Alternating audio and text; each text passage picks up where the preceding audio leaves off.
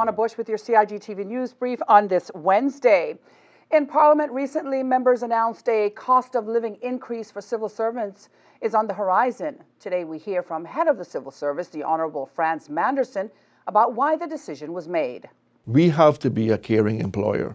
We employ over 4,000 people. The work that civil service does are not replicated in the private sector. There's one police force, there's one CBC, there's one passport office.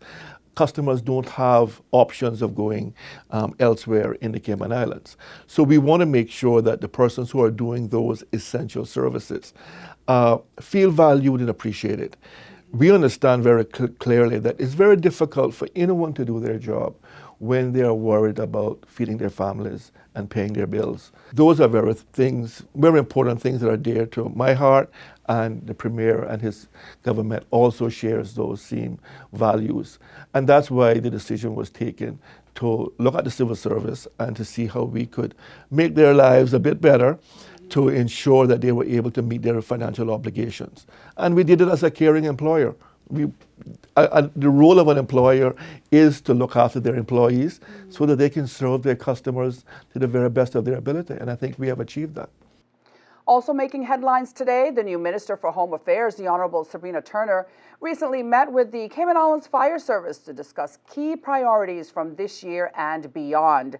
Now, this orientation process began last month when Designate Chief Fire Officer Randy Rankin delivered a ministerial briefing highlighting recent successes, key priorities, succession planning, and recruitment for the next class of firefighters.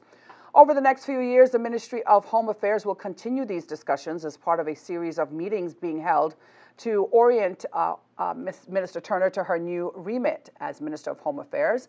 Minister Turner says the CIFS is one of the cornerstones of the Ministry of Home Affairs, supporting our community through domestic emergencies while working in partnership with other services to support airside and seaside emergencies.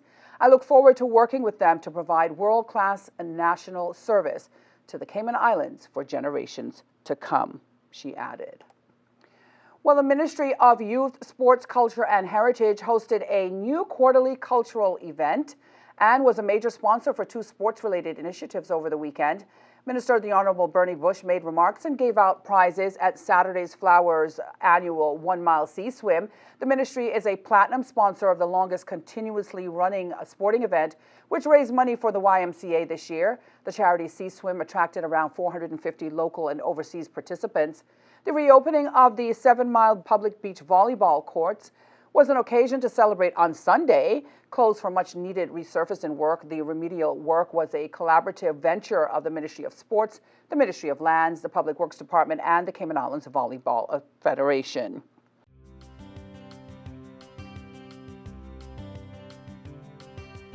Turning to our Wednesday forecast, tonight we can expect partly cloudy skies with a 20% chance of showers.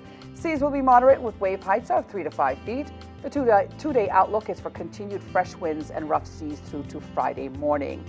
Let's take a look now at the synopsis, which calls for moderate easterly winds and seas, which are expected to continue across the Cayman Islands area over the next 24 hours. It's in association with a ridge of high pressure north of the Caribbean.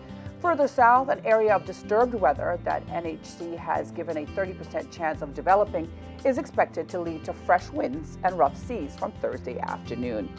A reminder that you can find the latest on local weather conditions online at weather.gov.ky. And that's it for today's news brief here on CIG Television. I'm Donna Bush, as always, thanking you for joining us, wishing you a safe and wonderful night, and inviting you back here again on Thursday. Until then, be safe.